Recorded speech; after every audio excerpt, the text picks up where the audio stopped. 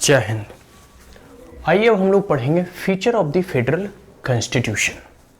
हम लोगों ने टू टाइप ऑफ फेडरलिज्म को देखा। एक था फेडरल, जो रियल फेडरल एकदम जैसे यूनाइटेड स्टेट ऑफ अमेरिका की तरह।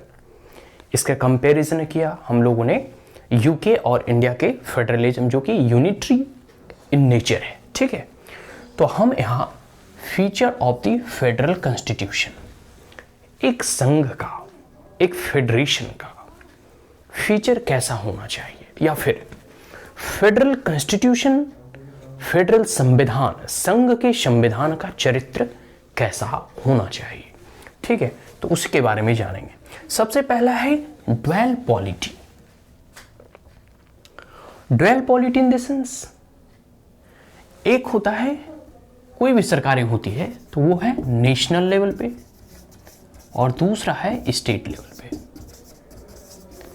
तो जो भी नीतियां हैं, पॉलिसीज हैं, रूल्स हैं, सरकार के फंक्शंस हैं, स्कीम्स हैं, प्रोग्राम्स हैं, वो तमाम नेशनल लेवल पे और स्टेट लेवल पे दोनों जगह होगी। लेकिन कुछ ऐसे चीजें हैं, जैसे नेशनल लेवल पे डिफेंस हो गया, कम्युनिकेशन हो गया, ठीक है, फॉरेन अफेयर्स हो गए,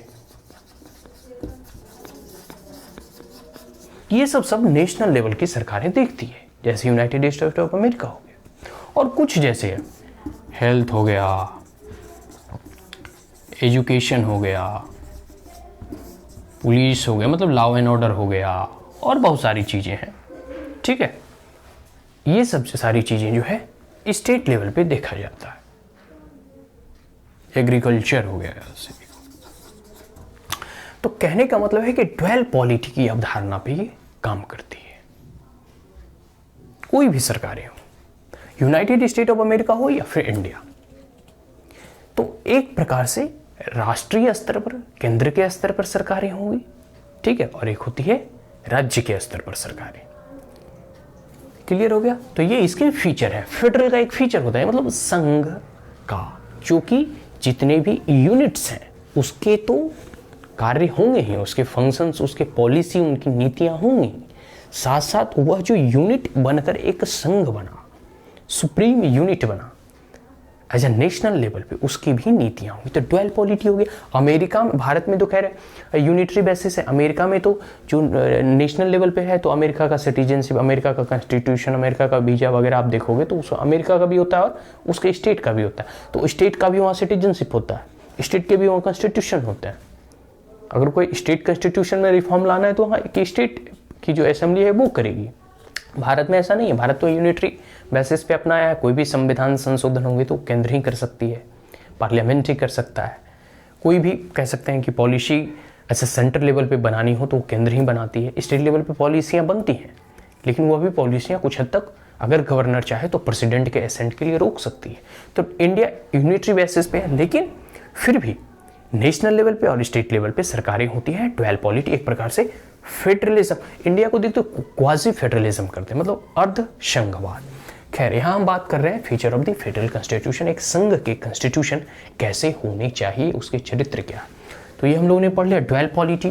दूसरा है रिटेन कॉन्स्टिट्यूशन, मतलब संघ का जो संविधान होगा वो लिखित तौर पर होना चाहिए, ताकि भविष्य में कोई संघर्ष उत्पन्न ना हो। और पावर्स के लिए, प्रिविलेज के लिए, शक्ति के लिए, सत्ता के लिए संघर्ष हमेशा होते हैं। इतने वर्ल्ड वार हो गए अब लोग, ये सब क्या है? इनबैलेंस ऑफ पावर ही है। तो पावर के लिए हमेशा कॉन्फ्लिक्ट होते रहते हैं। तो रिटेन कॉन्स्टिट्यूशन होने का क्या लाभ होगा?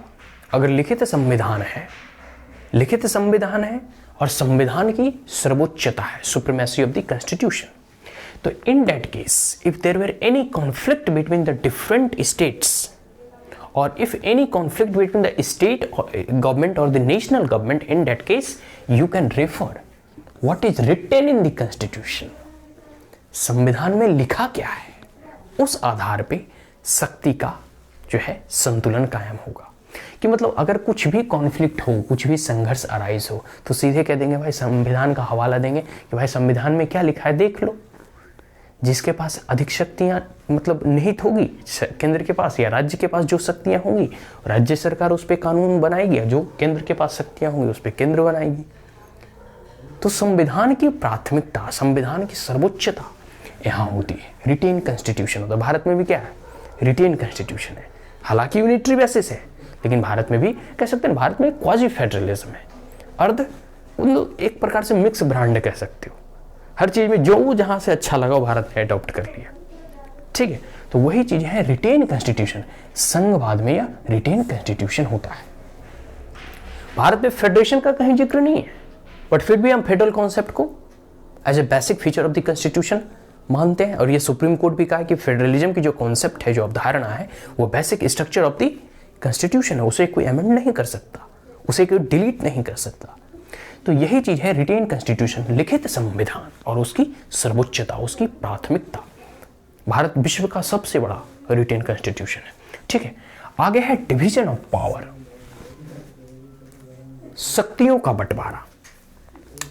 नेशनल लेवल पे और स्टेट लेवल पे शक्तियों का बंटवारा होता है कि भाई तुम इस चीज को, मतलब नेशनल लेवल पे डिफेंस देखो, फॉरेन अफेयर्स देखो, कम्युनिकेशन देखो, रेलवे देखो, मतलब केंद्र सरकार जिससे संभालेगी। अन्य देशों के साथ संधि करना हो तो केंद्र सरकार करेगी, राज्य सरकार संधियां नहीं करती, ठीक है। वही है स्टेट लेवल पे, हेल्थ देखो, एग्रीकल्चर देखो, एजुकेशन देखो, पुलिस देखो, लॉ एंड ऑर्डर देखो, ये सब सारी जो है केंद्र सरकार के अधीनस्थ में दे दिया गया भाई कि तुम इन तमाम जो लोकल इशूज हैं, ठीक है, उन पे आप नीतियां बनाओ, उन पे आप रूल्स एंड रेगुलेशन फ्रेम करो, उसे अच्छे से लागू करो और शासन व्यवस्था सुचारू रूप से चलाओ।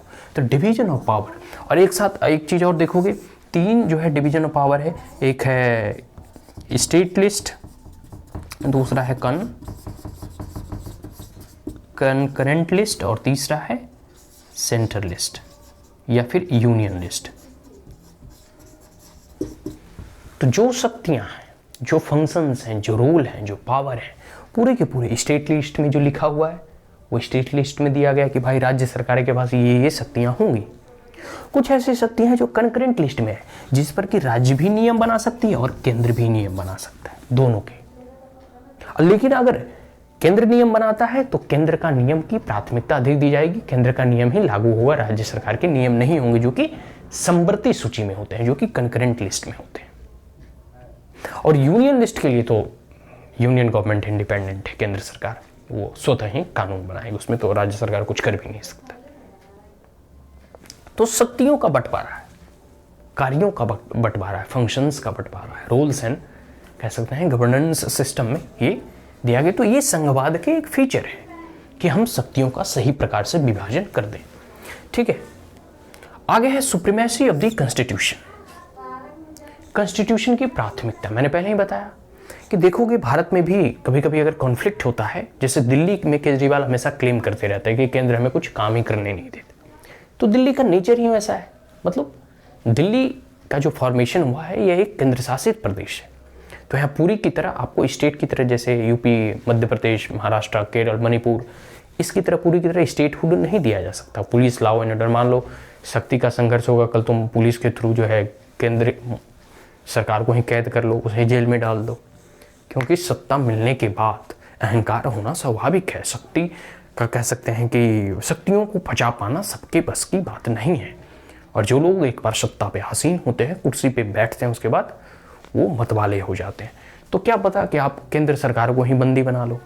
तो क्योंकि यहाँ केंद्र सरकार है या फॉरेन जितने भी एम्बेसडर हैं वो दिल्ली में रहती हैं, तो पुलिस जो है केंद्र सरकार के अंडर में, यूनियन टेरिटरीज है दिल्ली, भले ही इसे जो है स्टेटहुड, अर्ध स्टेटहुड, सेमी स्टेटहुड का दर्जा दिया है, जिसमें कि जो है एक असेंबली गठन कर दी गई है।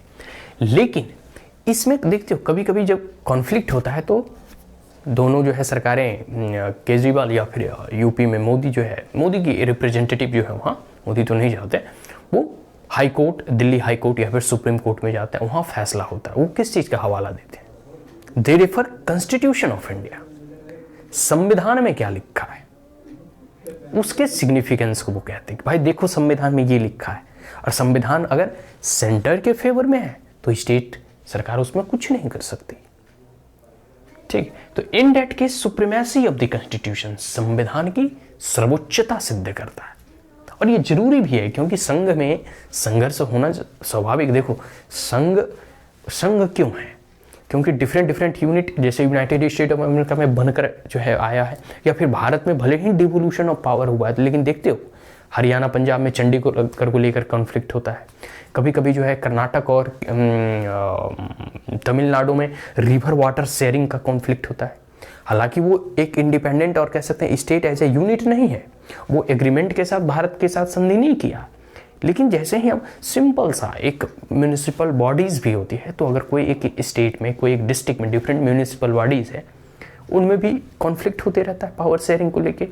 सिंपल सा आप एक मान लो, जो तीनों ऑर्गन्स हैं ना, एक लार्ज लेवल पे समझो कि लार्ज लेवल पे तीनों ऑर्गन्स हैं, जो लेजिस्लेटिव विंग है, एक्सिक्यूटिव विंग है और जुडिशियरी है।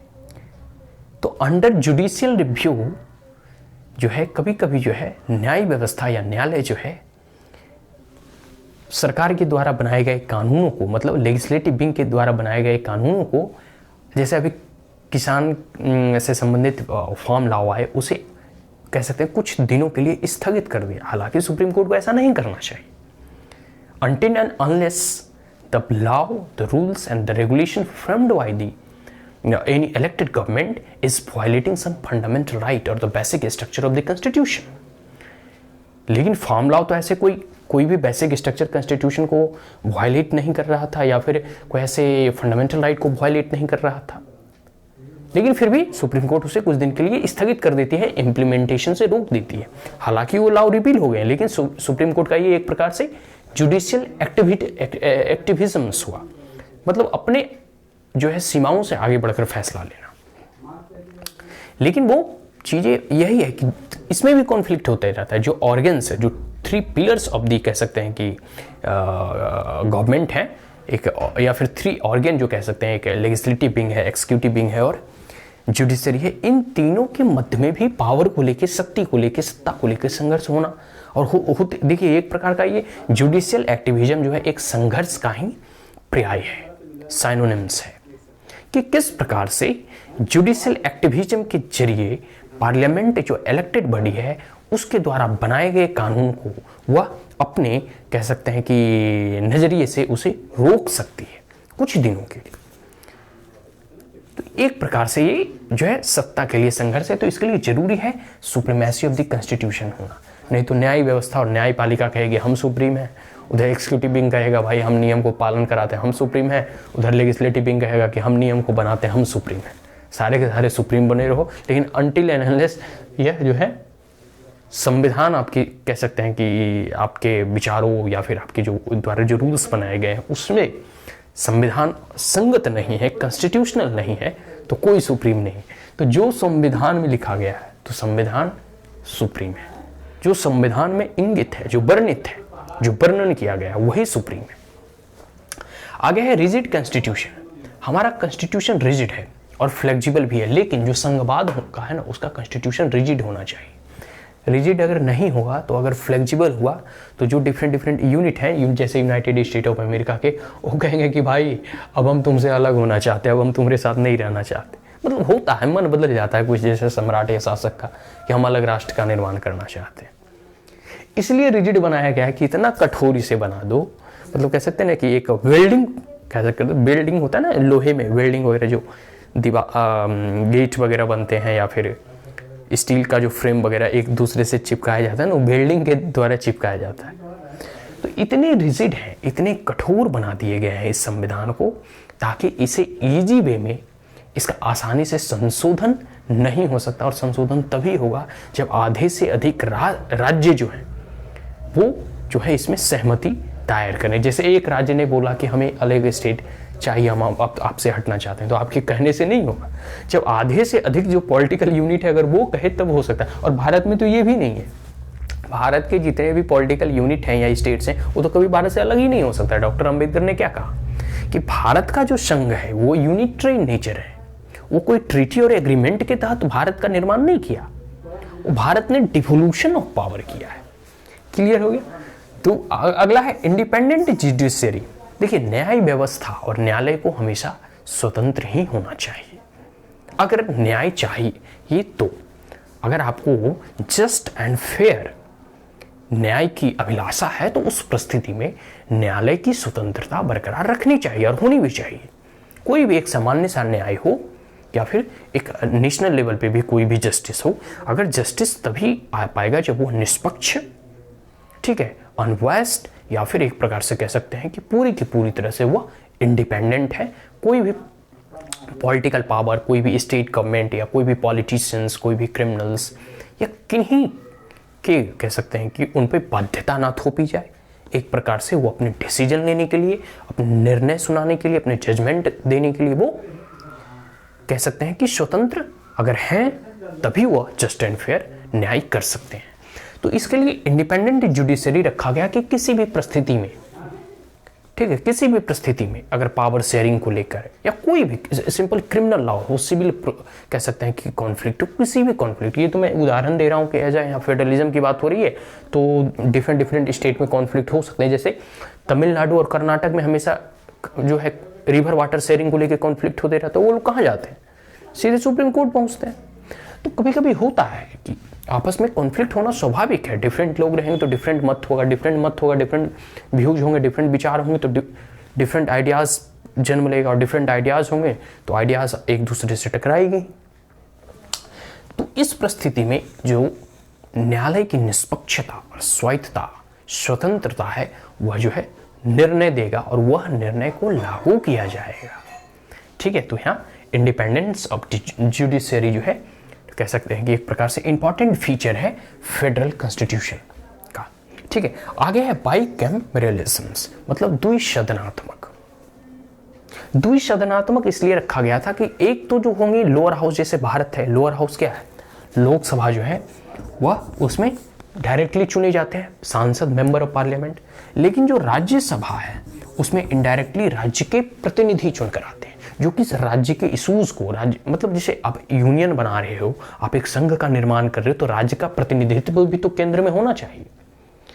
जो संसद वगैरह आते हैं वो एक अपने अपने कह सकते हैं लोकल जो इशूज को अधिक अराइज करते हैं, लेकिन जो राज्यसभा के मेंबर होते हैं वो अपने राज्य का प्रतिनिधित्व कर रहे होते हैं, तो वो राज्य के जो कह सकते हैं इशूज को उठाएंगे डायरेक्टली राज्य।